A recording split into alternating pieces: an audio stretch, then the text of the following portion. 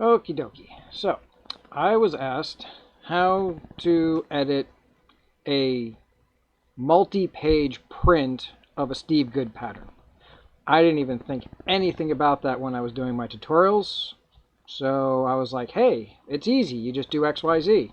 And then I realized, wait, you said 2-page. So I asked for the pattern. They sent me the pattern, and I went, oh, okay. Well, let's figure this out. I have a theory and see if it works, and sure enough, it worked. So I don't know whether this is the correct way to do it, but it works. So let's begin by setting up our panel. So first off, we're going to go to Document Properties. Make sure our units are set to inches or whatever measurement you want to work in. By default, it's set to A4. I prefer 8.5 by 11. Usually Steve Good patterns are set to 8.5 by 11. You can use whatever size you want. It seems that it's going to fit anyway. Once we start messing with things, you can scale things. You can change it to whatever paper size you want. So once we have this, I also like to get rid of the shadow. I don't know why it bothers me. So, alright, we're going to now X out of here. This page is now 8.5 by 11. Now, the pattern that we're going to be editing is the Mom's Garden pattern. So, you want to come down to Import, locate the PDF. This is a little tedious. I wish you could do multiple pages at the same time. But what you want to do is locate. See, here's a picture of the pattern that we're going to be doing. So as you can see, it's cut off. So first we have to import page 4. Okay, so now we have page 4. Put that off to the side here. Come down to import, do the same thing, open the PDF. Select page 5. Oops, too far. And now we have these two pieces, which I'll just stick together for now. Scroll over to the right here a little bit. Now, if you want to move your screen around, the best way to do it, use your mouse wheel. Press and hold your mouse wheel down and move on over. It saves you a little time. Import. Now to open the backer panel. Now the backer panel is what has the text that this person wants to edit. So that's where I was a little confused at first. And then he was all like, hey, how do you split it afterward? Well, I'll show you how to do that one too, because that was an interesting process that I totally forgot about because I really don't use that feature that often. Heck, I think the last time I used it was back in version like 9 point something. So, alright, here we go. We now have both the backer. We have the front panel here. This is the to be cut by itself. And we have the back panel here. As you can see, these are all individual pieces. We're not going to worry about this for now because the task basically is the same here as here. What we want to do is select the panel. We're going to move it over. You'll see if locking is not on, in the upper left corner here, you'll have this option here. It'll say enable snapping. Make sure that's squared. That way when you bring this over, you'll see it clips to the nearest node. So now these panels, if I zoom in, you can see are even now. His straight line is not straight lined. As you can tell, it's slightly off, but not a big deal. So now what you want to do, after you imported and combine these, slid them together, is we want to ungroup both these. So you want to select, if I can zoom back out here, there we go. You want to select your panel using your arrow, select it, right click the panel, go to ungroup. Now it'll say group because I already did this panel. So we'll do the same thing here. We're going to ungroup it. So now these two panels, well, now you can technically delete this. You can select it and delete it if you didn't want to see it anymore. if you move this panel over, you'll see the dotted line down the middle. So these are now all separated. We can bring this back over, keep them together.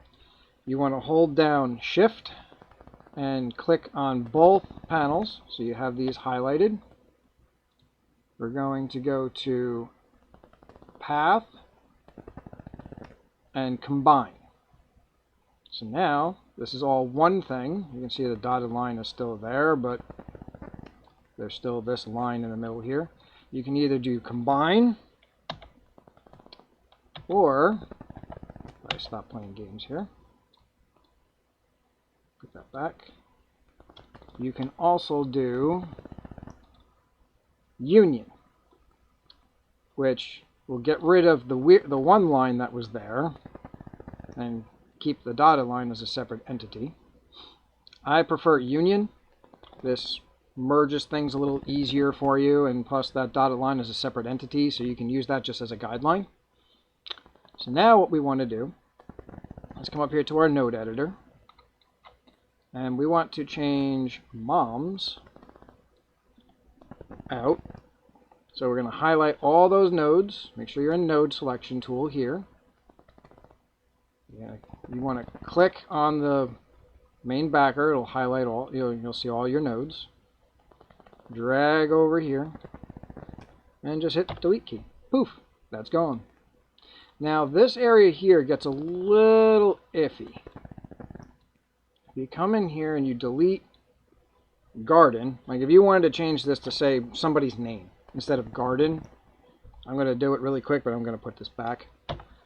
Oh, it didn't do it this time. Sometimes when you highlight it, you'll end up selecting this line here and it'll cause a weird line effect. If that happens, you can actually, you'll see little tiny circles that you can grab and drag the node, drop it down into the node, and it will realign that line to being straight versus wavy. But it doesn't always happen, apparently. So anyways, we're going to put garden back because, we're not going to mess with garden right now. We are going to be putting a name, though.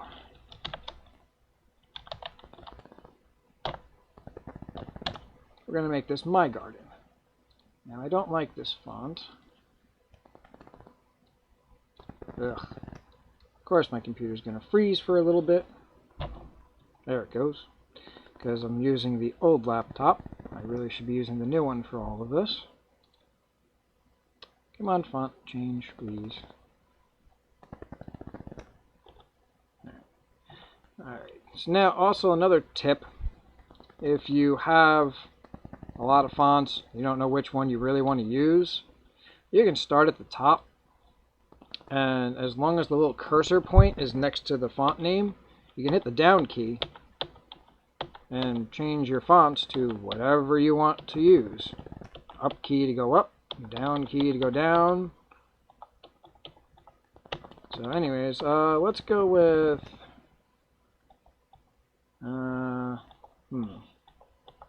nice basic font. Here, yeah, that one will work. It's all caps, works out nice. Alright, so now we have my name.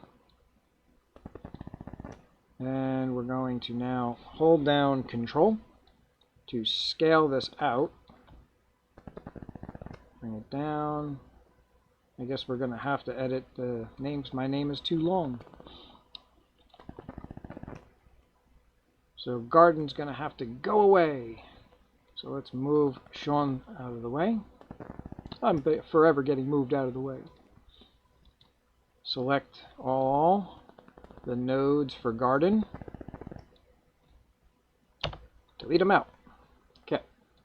So now we have Sean. But now we have no real marker. We don't know where the text has to align.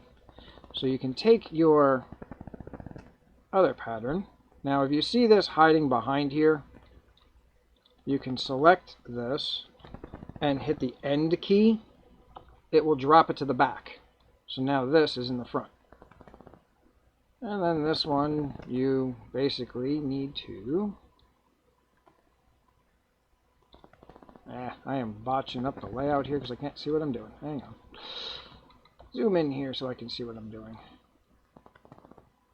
There we go. Nice and even. Again with these, same thing. Go out to path. Oh wait, I forgot I have to ungroup. See, sometimes my brain's not always perfect. So we want to ungroup. We want to ungroup. We want to select these two. We want to go to path. Where did I miss? Is there another group? There's a lot of items in here. If you want to see if there's groups involved in certain things, down here it'll tell you. At the bottom of the screen it'll say, you know, group 1, group 2. So sometimes there's more groups into it than meets the eye. But in this case, there is none. So it should... Yeah. There we go. Okay. I guess it was just being scutchy face for me. So now this is one solid image. I can come down here and get it basically where I want it. If this now starts jumping around on you and locking, you can come up here to the upper left, take that off, and you can manually adjust this and put it back. Or you can select it, since these are two images now, select both of them, come up to the Align tool, and just make sure it says Selection Area. You don't want to do this one, because as you sort of drop down, I will correct that by hitting Undo, which is Control-Z. And now we're good in position. So now I know what room I have for my text. So I'm going to eyeball this. And I'm going to bring this out to probably around here. In fact, I'm going to add Garden. And now we can see it's too big for my name. So I can scale this down. Come on. There we go. And again, we want to center this out. So we will select the backer and the text. Make sure we're on selection area. Tap this top one here. That will center it out. And we can always stretch the text if we want to make it fill a little better. As you can see, my S is going to be chopped. Now, if I was to just take this, print it as is, it's going to be all weird. So what we want to do is we want this font to be chopped out of here, and then we're going to separate the parts again into two parts. That's the fun part. If I was to just take this, convert it, which we'll be doing in a second here, it will, you'll make floaters. You'll have a bunch of pieces like the A, the R, the D. It'll have pieces that are messed up. So when we separate the two pieces from each other, it'll pull those floaters with it, which we don't want. So as long as we are here, we might as well edit our font. So we want to come to Path, Object to Path, right click, ungroup. So now these are all individual letters. Go to Path, Union. Now this is a solid image. So now I've done a video on this. You can always look up how this works. Sorry for the dog barking. Now let's get rid of our floaters. We're going to zoom into our letter and quickly just draw a little rectangle. As long as it's touching the whites, we're good. Hold down Shift and select the font. Come up here to Path, go to Difference. Boom, one floater down. So now we're going to scroll on over here and do the same thing. We're going to just make a little rectangle. Hold down Shift, select the font. Make sure I'm on the font. There we go. Select the font. And we're going to go to Difference. Sucks that part off. Okay, now we're going to come over here to the R. Same thing. Just come down here. Select the font. Path difference. I never use the hotkeys for path difference. I can never get it right. Now, quick little shortcut for here. Instead of doing this twice, you can take this bar and just stretch it straight up. Then go path, difference. Now that D is done, we now have a font that is stenciled. So now we can take this, select the backer, go to path, difference. So now we have our text cut out of the backer. We can now remove this off of here because we don't need that for this point. Now we want to separate these two. That's our goal, right? Oops, put that back. Our goal is to separate these two panels so that we can print them, right? Well, we know this is 8.5 by 11. So we bring this over, you can see that it fits in there. So we will have some fun with a square. Come to your shape tool here of a square, create rectangles. Going to scroll down here. Now we want the square. Okay, we're on lock, so I don't know why I didn't lock to it.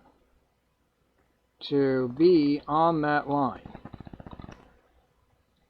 Okay, so we're going to come over here as best as possible. You can eyeball it. It doesn't have to be perfect because, well, the two pieces are going to stick together regardless. But anyway, so now we have a square and we have the pattern half covered. It doesn't have to be filled. This can be, I just use it because it's easier to tell how much I'm covering. Hold down Shift, select the backer, so now you have the square in that. Go to Path, come down here to Division. Now it looks like nothing really occurred, but now that comes off. Now why did it do what it did? Huh, interesting. I haven't had that effect occur. What did I do wrong? I'm going to pause this for a minute because we got dogs barking. Okay, I'm back. I had to pause that for a minute to figure out what I did wrong. And what I did wrong was, originally we had it saying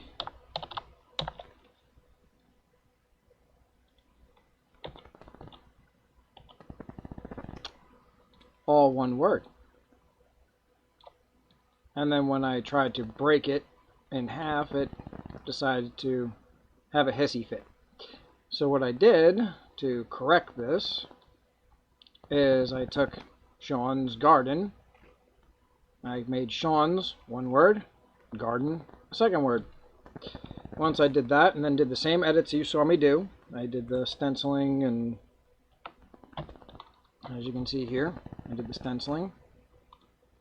Okay, boom, boom, D. So now in order to separate these into two pieces like you see now, same process applies as you saw me say before, which was the draw the box down the middle, like so. Once you have the box, like I said, again, it doesn't have to be filled. I do it just because I can see everything's covered and nice. Then you hold down Shift, select your backer, come up here to Path, go to Division, deselect everything. Since I already did it, it was pointless for me to do it again. Once you deselect everything, you should be able to then select one side or the other. Some reason my little S got a little messed up here, but I think that's because it turned into a floater. Because of the, the S being the way it is. If you notice his, it was on the G, which is, has no floater. It's already attached. So you might have to bring up, like if you have an S in there, you might have to bring this back when you go to print and just line it up as best as possible. So right now I have it lined up. I can come down here. I can go to Control G to group it, and now this is a solid panel. Now when I go to print, since we're not really worried about the gloves right now because it's the same process, when I want to print, this box here is 8.5 by 11, so I can just line this up here anywhere I want, or I can sit there and come up here to the Align tool, go to Align Page, hit center like this with these two. That will center it on the page. Go File, Print. There's that one done. Grab this one, bring it over, do the same thing, Align to Page, Center, File, Print. There's that one done. Then you just cut the bleed and tape them together. And now the backer is good to go with the new name. You can scroll down here, you can see my little thing is slightly off because these should be attached. And you can play games with it. Again, once these are together, you can ungroup that panel and you can move this over with the arrow key. Oh, oops. I want just that little nub selected. And then you can kind of come over here, line it up. There we go. Now that's aligned. We can select this panel, select that little nub, go back to grouping it with Control G. Now this panel is all one piece. Again, follow my steps for the printing, bring it up, go like this, boop, boop, File, Print, move that one out of the way, grab this one, center it out, File, Print, stick them together. Now what you did here, essentially, is the same exact thing you need to do up here. If you wanted to edit this, same process, you would combine everything, and now you can come in here and edit. You can add, marks, you can add little new flowers, you can get rid of the rows, you can even put a name in here if you wanted to. And then the same thing, you would make a box at whatever center point this is. It should lock on, come across, hold down Shift, select the entire thing, path, division, and you should get things to go. But if it does glitch out like this, it's because of all these individual pieces have to be combined and merged. And again, I have videos on how to do that, where you sit here and painstakingly break things apart, and it could be sketchy. But for this pattern, this doesn't need to be touched at all. I only did the steps I did for this to use it as a marker. When it comes to printing, you just print what he gave you. There's no reason to really mess with this. The backer, however, is where the text was and needed to be split into two parts. So now you can just select you. There you go, all nice and aligned. Hopefully this helps. If it's a little hectic sounding, you can ask questions, or I'll try and redo this video if it's too crazy. Alrighty, till next time.